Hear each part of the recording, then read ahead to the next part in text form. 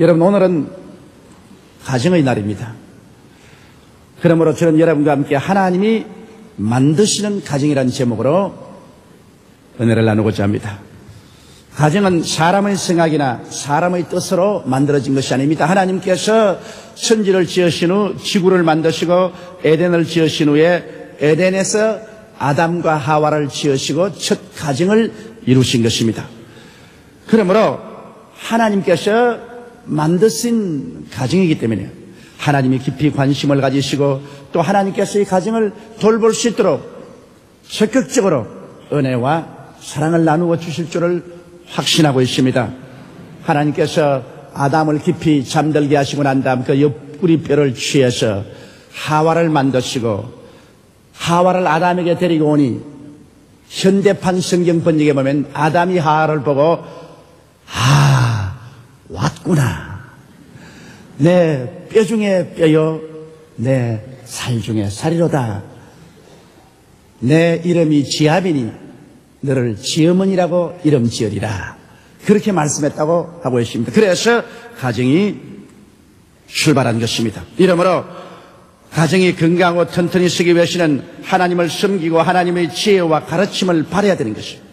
하나님 손에서 태어났으니 하나님의 도움을 받아야 훌륭한 가정을 이룰 수가 있습니다. 오늘날 많은 가정이 파괴되고 그 입은 상처가 한이 없는 이유는 사람들이 하나님을 저버리고 하나님 없이 인본주의적으로 가정을 세우려고 하기 때문에 그것은 이기주의와 탐욕이 가득 차서 서로 이용하고 이용당하고 상처 입히고 상처를 입고 핥히고 고통을 가하는 이러한 삶이 되어버리고 말한 것입니다.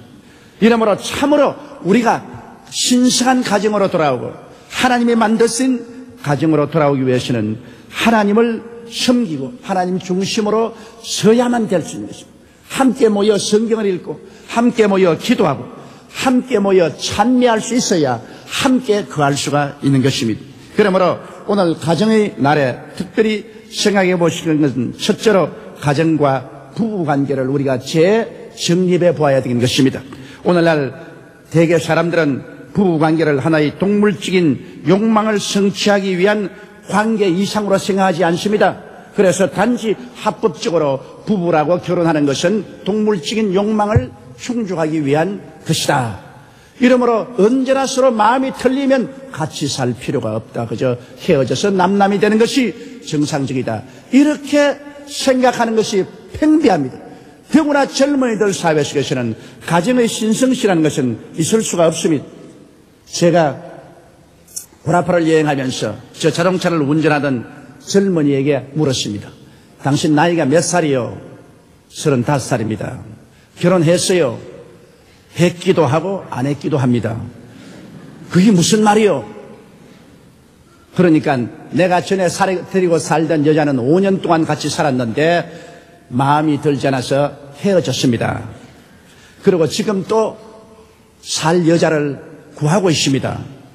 그래서 그게 뭡니까? 가정도 아니고 결혼도 아니고 뭡니까? 그러니까 가정이 무슨 소용이 있으며 결혼이 무슨 소용이 있습니까? 서로 모여서 살다가 서로 마음이 안 맞으면 헤어지면 그뿐이지. 뭘 옛날 사람들처럼 법적으로 결혼을 해서 가정을 세우고 살 필요가 어디 있습니까? 요 사이는 그런 생각을 하는 젊은이들은 유럽에서는 없습니다. 그 말을 듣고 완전히 우리하고 시대가 틀리고 생각이 틀렸다는 것을 알았습니다. 성경적인 가정에서 완전히 떠난 하나의 동물적 욕망 관계 이상의 가정이 아니라는 것을 제가 느꼈습니다. 오늘날 가정이란 생물학적인 필요 이상의 가정입니다. 그저 모여서 자식을 낳고 자식을 기르는 그런 협동체가 가정이다. 이렇게 생각하는 것은 중대한 잘못인 것입니다. 가정이란 가장 친밀한 사랑의 관계인 것입니다. 하나님께서 아담의 옆구리뼈를 취해서 하와를 만들었다는 것은 둘이가 아니라 하나요. 가장 친밀한 관계를 의미하는 것입니다. 하나님께서 아담을 흙으로 만들었으니 하와도 흙으로 만들 수가 있습니다. 그럼에도 불구하고 구태여 아담의 갈비뼈를 취했다는 것은 가장 친밀한 사랑의 관계가 가정이라는 것을 말하고 있는 것입니다. 그것은 하나의 육체적인 그리고 동물적인 생물학적인 관계뿐 아니라 심장과 심장이 통하는 영적인 정신적인 그런 누대 관계가 가정이라는 것을 보여주기 위한 것입니다. 그렇기 때문에 아담이 하와를 보고 너는 나의 뼈 중에 뼈요 살 중에 살이라고 말했습니다. 그러니까 이것은 하나의 항구적인 관계를 말하는 것이지 금시 만났다가 또 헤어지고 또 만났다가 또 헤어지는 하나의 편리를 위한 일시적인 그런 관계가 아니라는 것을 보여주고 있는 것입니다.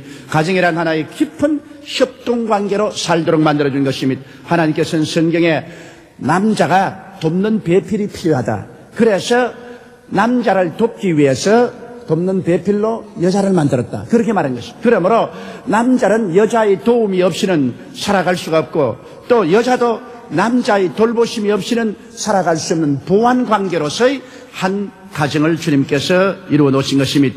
그러므로 성경이 우리에게 가르쳐주는 부부의 위상을 우리가 분명히 알아야 되는 것입니다. 성경에는 남편은 머리가 되고 아내는 수족이 된다고 말씀을 하고 있는 것입니다.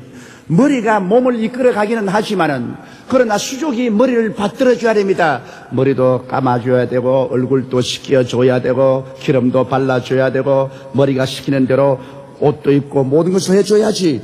머리는 생각만 하고 있지 실제 행동을 하는 데는 수족이 반드시 필요한 것입니다.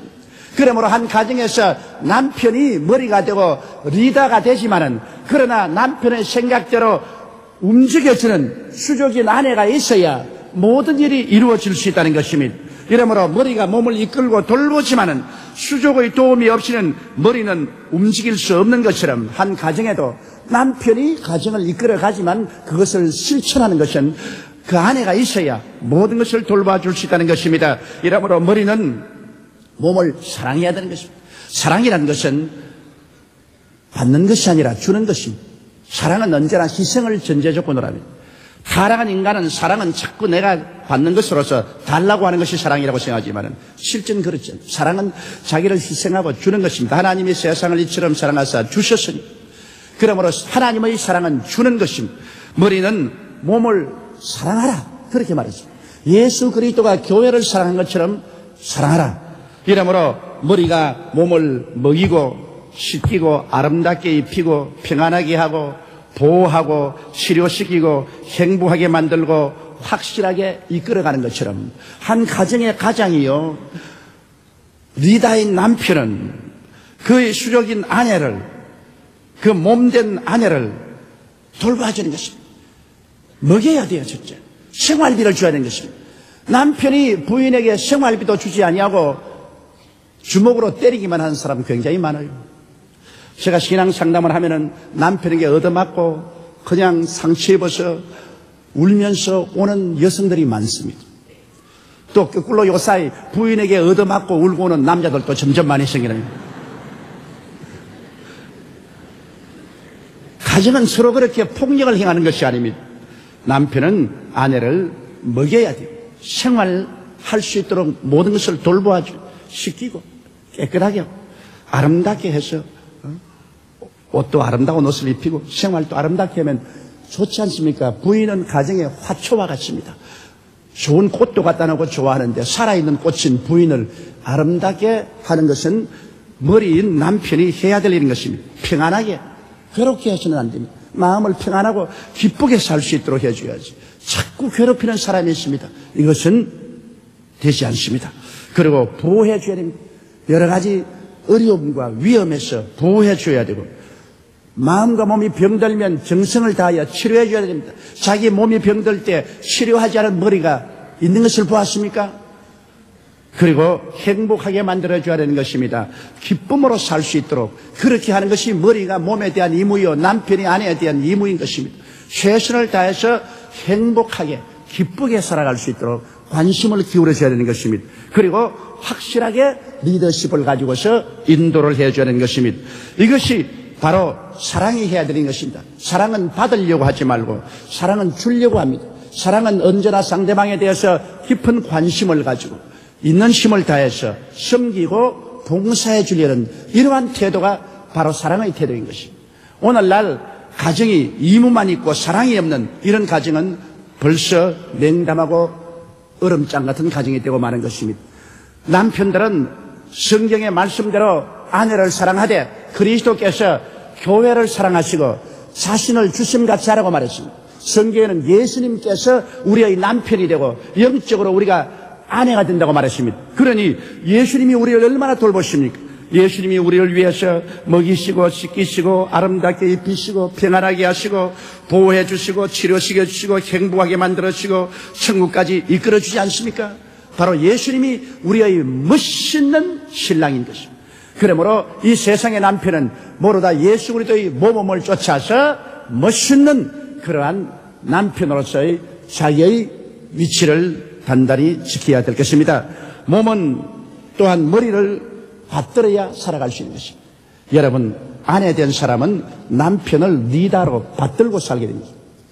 수족이 머리를 받드는 것처럼 받들어야 돼요. 머리를 받들지 않고 자기 스스로가 마음대로 행하려고 하면 병든 가정이 되고 마는 것입니다. 몸에 병이 들어서 머리가 혈관이 터지면 중풍병이 걸립니다. 중풍이 걸리면 머리는 머리대로 놀고 몸은 몸대로 논다. 그럼 그 몸이 완전히 병든 몸이 되고 마는 것입니다. 이와 같이 한 가정에는 남편이 머리가 된 이상 그 머리를 수족이 잘 받들어야 됩니다. 많은 여성들이 제게 신앙 상담 와서 하는 말이 뭐냐면 남편이 무슨 남편다워야 받들지요.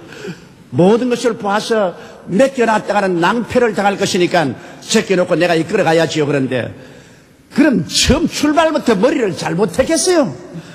따라갈 만한 머리를 택하지 왜 못 따라갈 머리를 택해놓고 난 다음에 나중에 그런 불평을 하노. 나중에 머리가 못 났을지라도 머리를 잘 받쳐가지고서 그래서 앞을 세워놓고 가야 가정이 되지 수족이 머리 대신을 할 수가 없는 것입니다. 그러므로 수족이 머리를 신뢰하고 복종하고 공경하는 것처럼 아내는 남편을 머리로 만들고 리더로 만들어야 됩니다. 아무리 못난 남편이라도 태어날 때부터 심리적으로 남편은 리더로 태어나지 종으로 태어나지 않습니다. 세상에서 아무리 못난 남편이라도 부인 앞에서는 이렇게 하고 싶은 생각이 생깁니다. 그러므로 그것을 인정을 해주면 집에서 짓밟힌 남편이 세상에 가서 아무 일도 할 수 없는 것입니다. 이러기 때문에 부인은 못된 머리라도 머리로 만들어줘야 되고 그리고 그 머리에 복종해야 되고 공경해야 되는 것입니다. 요사이는 여권이 하도 신장되었기 때문에 여자의 허락을 받고 머리가 돼야지 여자의 허락을 받지 않고 머리가 안 돼요. 내가 그래서 결혼식 할 때마다 늘 신부에게 부탁합니다. 제발 남편을 남편으로 만들어주고 리더로 만들어주고 머리로 만들어주라고. 여자가 만들어주지 않으면 남자는 꼼짝을 못한다고. 여성이 남편을 남편으로 만들어주고 머리로 만들어주고 리더로 만들어주고 그리고 거기에 공경하고 복종하며 따라간다는 것은 굉장히 현명한 일입니다. 그렇게 할 때 자기도 행복하고 가정도 행복하고 자녀 교육도 잘 되는 것입니다. 머리와 몸이 하나인 것처럼 남편과 아내는 항상 마음으로 함께 있고 끊임없는 대화를 해야 되는 것입니다. 왜냐하면 머리와 몸이 서로 떨어져 있어 머리는 머리대로 몸은 몸대로 놀면은 그것은 벌써 죽은 몸인 것입니다. 이러기 때문에 항상 남편과 아내는 마음으로 함께 있고 끊임없는 대화를 통해서 일체의 삶을 살아야 되는 것입니다. 둘째로 가정과 부모 자녀의 관계를 우리는 다시 한번 생각하고 깊이 정립해야 될 것입니다. 자식은 야훼에 주신 기업이요 선물이라고 성경은 말하고 있는 것입니다. 부모의 결합으로 우연히 얻은 생물학적인 산물이 아닙니다. 자식은 하나님께서 천국 백성을 양성하기 위하여 맡겨놓으신 하나님의 사업입니다. 그러므로 내 자식, 내 개인 소유물이 아닙니다. 하나님이 맡겨놓은 하나님의 기업이요 산업입니다. 하나님의 사업을 망치고 하나님의 기업을 망치고 난 다음 하나님 앞에 우리가 서서 보고할 수 있겠습니까? 이 악하고 게으른 종아 어두운데 쫓겨가라고 명령할지 모르지요. 그러므로 자식은 천국 백성을 잘 양성하기 위해서 우리에게 맡겨놓은 것이기 때문에 우리는 정성을 기울여 하나님의 사업으로서 자식을 기르어야 됩니다. 하나님은 우리에게 당신의 사업으로 자식을 맡겨놓은 것입니다. 그러므로 부모 살아있을 때 자녀에게 실제로 산 교육을 시켜야 되는 것입니다. 학자들은 어린이가 1살에서 6살 때 그 인격의 기초가 다 이루어진다고 하는 것입니다. 어머니, 아버지 밑에 있을 때 말을 배웁니다. 특별히 어린아이는 어머니의 영향력을 많이 받습니다. 내가 보니까 이북 남자하고 경상도 여자하고 결혼을 해서 사는 집안에 신방 가보니까 그 애들이 전부 다 경상도 말을 합니다. 내가 놀랐습니다. 어떻게 아버지는 황해도 사람이고 어머니는 경상도 사람인데 황해도 말은 하나도 안 하고 억센 경상도 사투리랍니까? 내가 들어가기에는 목사님 어이쇼 그럽니다. 어떻게 되냐? 가정에 어머니의 영향력이 얼마나 큰지. 아버지는 그저 아침에 일찍 나갔다가 저녁에 들어오는데 애들은 어머니하고 늘 생활했기 때문에 어머니 언어를 배웠어. 이처럼 가정에 아버지 영향력도 크지만은 어머니의 영향력이 얼마나 크는지 모릅니다. 말을 한다는 것은 말이 그 인격을 지배합니다. 혀는 적은 것으로 돼 온몸을 주장한다고 했는데 그 언어를 배우는 곳이 바로 가정인 것입니다. 그 언어가 바로 그 사람의 인격을 주장하는 큰 힘이 있는 것입니다. 이러므로 어린아이 때 집에서 언어를 배우고 사랑과 미움을 배웁니다. 사랑은 받은 사람이 사랑을 줄 줄 압니다. 사랑을 받지 못한 사람은 사랑 줄 줄 모릅니다. 자랄 때 가정에서 부모의 사랑을 받지 못한 어린아이는 세상에 나와서도 성장하여 사랑을 줄 줄 모릅니다. 부모에게 사랑받지 못하고 태어난 남편과 아들과 딸들이 장성해서 장가고 시집가도 부부간에 사랑할 줄 모릅니다. 저는 과학자들이 원숭이 새끼를 가지고 시험한 것을 보았습니다. 태어나자마자 부모 없이 우유를 먹여 자라게 하고 부모의 사랑 없이 자라게 하는 원숭이 새끼를 나중에 수컷을 결혼시켜서 새끼를 낳으니까 새끼를 너두들겨 패지 사랑을 하지 못해요. 그러나 원숭이 부부 사이에 사랑을 받고 엄마에게 매달려 자란 원숭이 새끼는 나중에 결합을 시켜놓아도 자식들을 역시 끌어안고 사랑을 해요. 부모 사랑을 받지 못한 원숭이는 새끼를 낳아가 이 새끼가 달라니까 자꾸 두들겨 패요. 두들겨 패고 발로 차버리고요. 역시 사랑을 받은 사람은 사랑을 할 줄 알지만은 사랑을 받지 못한 사람은 사랑할 줄 모릅니다. 그러므로 오늘날 사회에 문제 아들이 왜 생깁니까? 소년형 무소에 가고 계속 문제를 만드는 아동들은 가정에 사랑을 받지 못하기 때문에 그런 것입니다. 따뜻한 사랑과 인정을 받지 못할 때 그들은 사랑을 베풀 줄 모르고 사회를 적대시하게 되는 것입니다. 그리고 가정에서 긍정적 혹은 부정적인 삶을 배웁니다. 부모님들이 밝게 인생을 살면 밝은 인생관을 갖게 되고 부모님들이 어두운 인생관을 가지고 늘 불평, 원망, 탄식 속에 살면 그와 같은 인생관을 배우게 되는 것입니다. 윤리와 도덕관도 집에서부터 배웁니다. 학교 교육이란 집의 교육과는 비교할 수 없습니다. 가정에 있을 동안에 부모님의 생활을 통해서 정직, 진실, 성실, 거룩함, 용서, 온유, 충성 같은 이러한 모든 삶의 태도는 집에서부터 배웁니다. 가정교육이 절대로 학교 교육을 대체할 수 없습니다. 그러므로 가정교육에 잘 배운 사람이 학교 교육에서 완성될 수 있는 것입니다.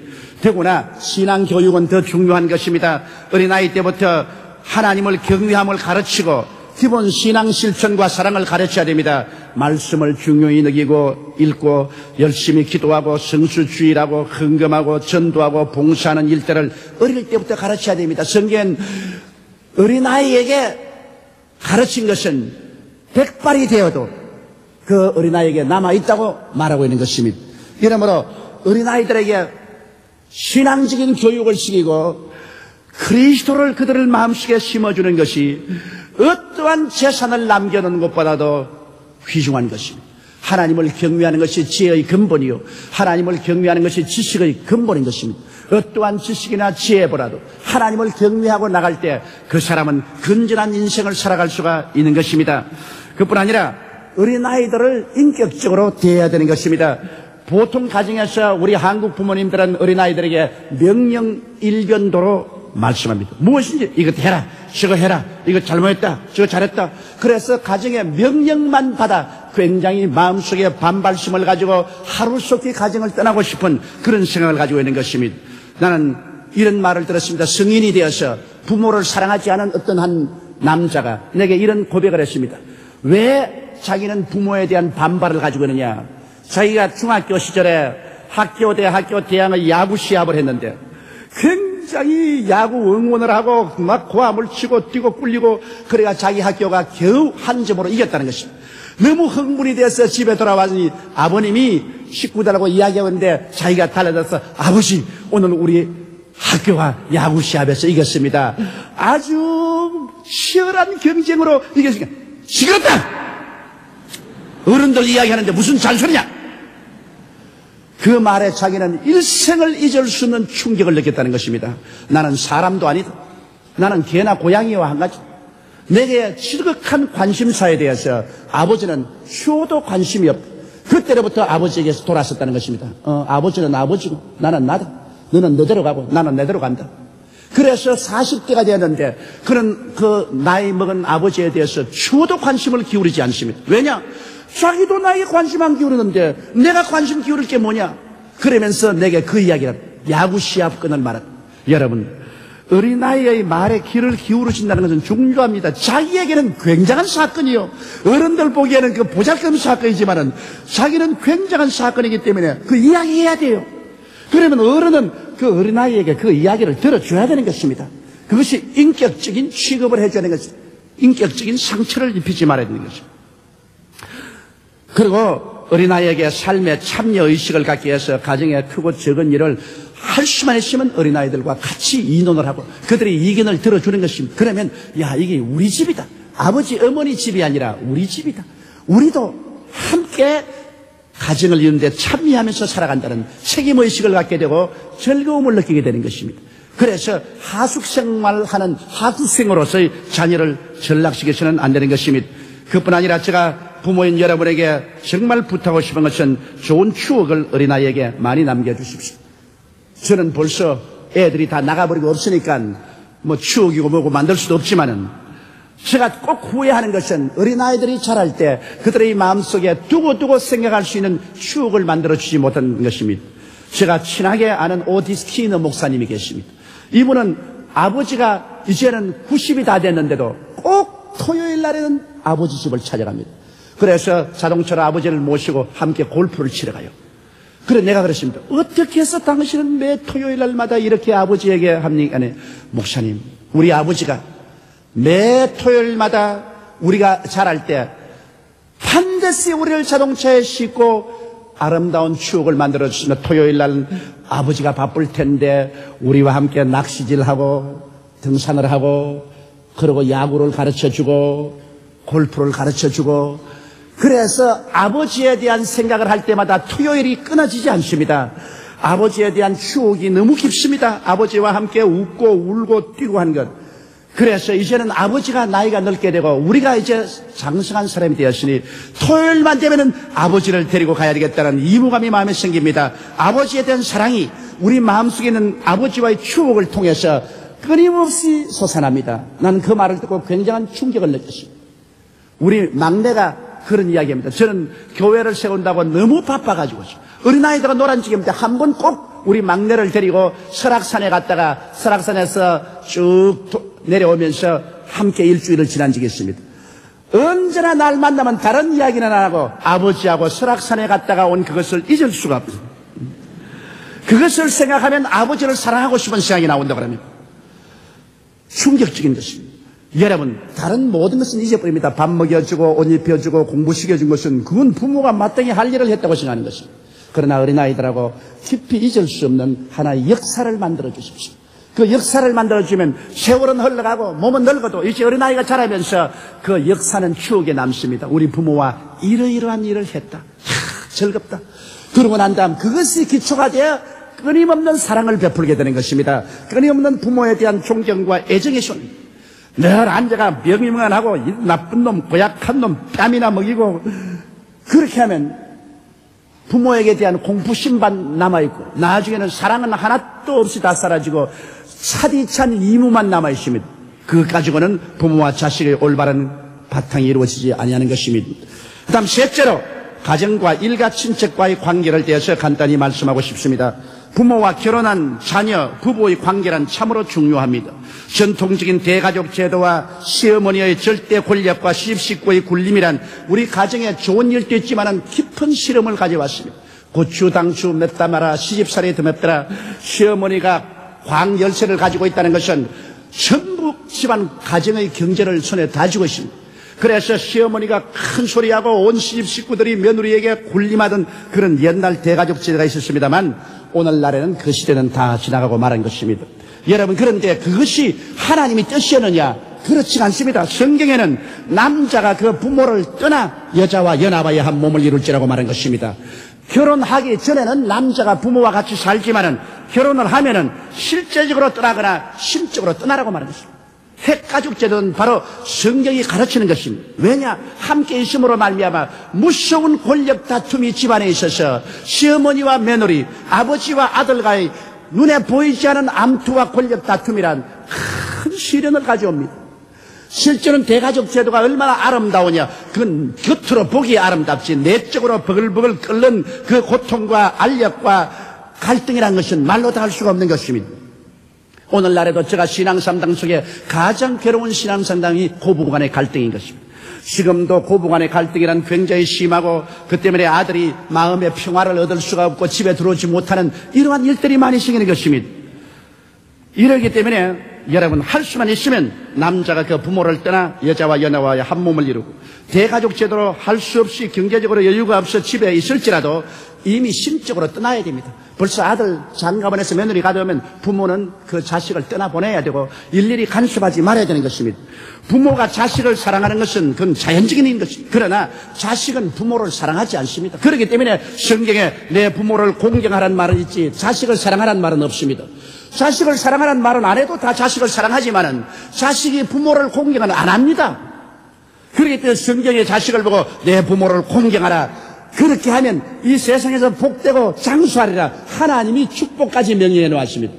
그처럼 자식은 자연적으로 부모를 사랑하는 마음이 있지 않고 결혼하면 자기 처자를 사랑하겠지 부모를 공경하지 않기 때문에 성경이 약속까지 해서 부모를 공경하도록 하라고 말한 것입니다. 이러므로 자식이 부모에 대한 공경은 자연 발생적인 것이 아닌 이식적인 노력에 의해서 이해된 것입니다. 그러므로 자식은 부모를 이해하려고 애를 쓰고 부모를 도와드리려고 애를 써야만 되는 것입니다. 이러므로 여러분, 함께 살아야 할 때는 시어머니와 며느리의 관계를 우리가 이 점에서 정립을 해야 되는 것입니다. 시어머니는 지배하려거나 간섭하지 말아야 되는 것입니다. 왜냐? 이미 하나님의 섭리에 의해서 부모가 자식을 지배하지 못하도록 해놨습니다.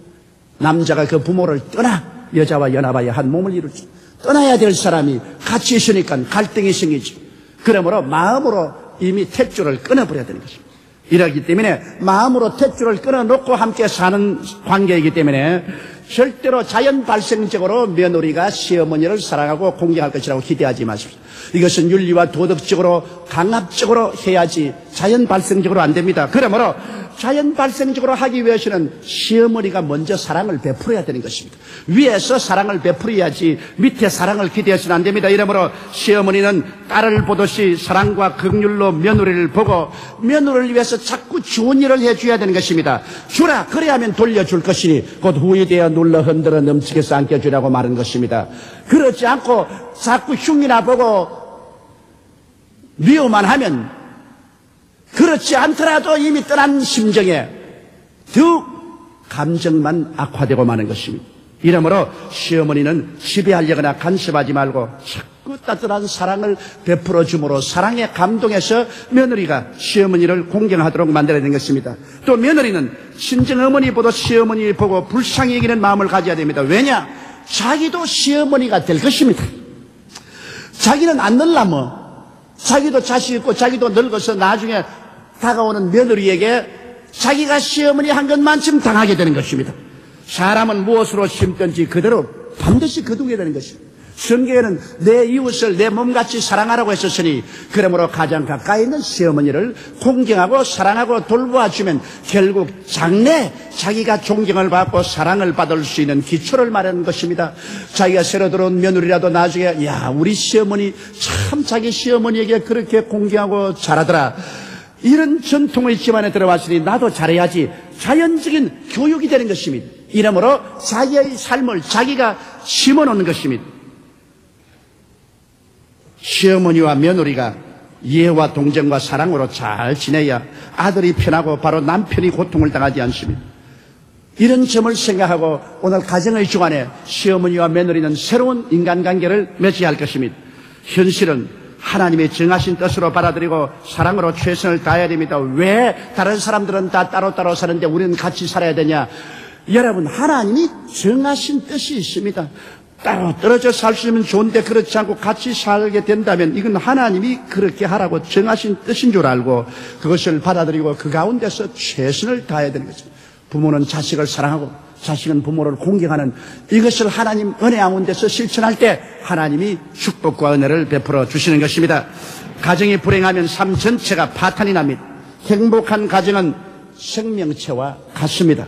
그러나 행복한 가정은 우연히 이루어지는 것이 아닙니다. 정원사가 꽃을 가꾸는 정성 못지않게 온 가족이 함께 힘을 합쳐 협력해야만 좋은 가정이 이루어지는 것입니다. 오늘 이 가정의 모든 교훈은 하나의 하늘 가정의 그림자인 것입니다. 하늘 아버지가 계시고 예수님은 우리의 신랑이 되시고 우리는 예수님의 신부가 되고 우리는 다 형제가 되는 것입니다. 그러므로 우리 하늘 아버지가 우리를 얼마나 사랑하시고 우리의 신랑 되신 예수님께서 얼마나 우리를 사랑하시고 돌보신 것을 우리가 기억해야 되는 것입니다. 그리고 하나님이 자녀된 우리들을 얼마나 오래 참고 사랑으로 돌보는 것을 우리가 기억하고 우리는 세상 가정에 소속해 있을 뿐 아니라 하늘 가정에 소속해 있는 것을 꼭 알고 하늘 아버지를 지성으로 섬기고 신랑 되신 예수님을 존경하고 복종하고 그리고 형제간에 우애하고 살게 될 때 하나님께서 우리들을 지극한 사랑과 축복으로 돌보아 주실 것입니다. 우리 다 같이 고개 숙여 기도드리겠습니다. 전능하시고 거룩하신 하나님 아버지, 오늘 이 가정 주간에 우리는 하늘 아버지와 우리의 신랑 예수님과 은혜로운 천국 가정의 소속에서 살고 있습니다. 아버지가 우리를 지극히 사랑하시고 예수님이 우리를 끊임없이 보호하고 돌보아 주시고 그 가운데 우리가 행복을 갖고 살고 있는 것처럼 지상의 가정의 우리 멤버들은 우리 한 사람 한 사람이 자기 책임을 다함으로 아버지로서, 어머니로서, 남편으로서, 아내로서, 자녀로서, 시부모로서, 며느리로서 우리의 직분을 주 앞에 충성스럽게 다하게 도와주시옵소서. 나는 예수만 믿고 천당 가면 된다, 다른 것은 무관심하다, 그런 엉터리 없는 생각하지 말게 도와주시옵소서. 하나님을 믿는 신앙은 곧 현실 생활에 열매를 맺어야 되옵나요?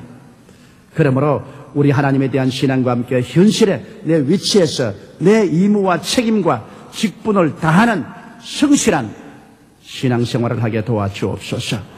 우리 주 예수님 이름으로 기도드리옵나이다. 아멘.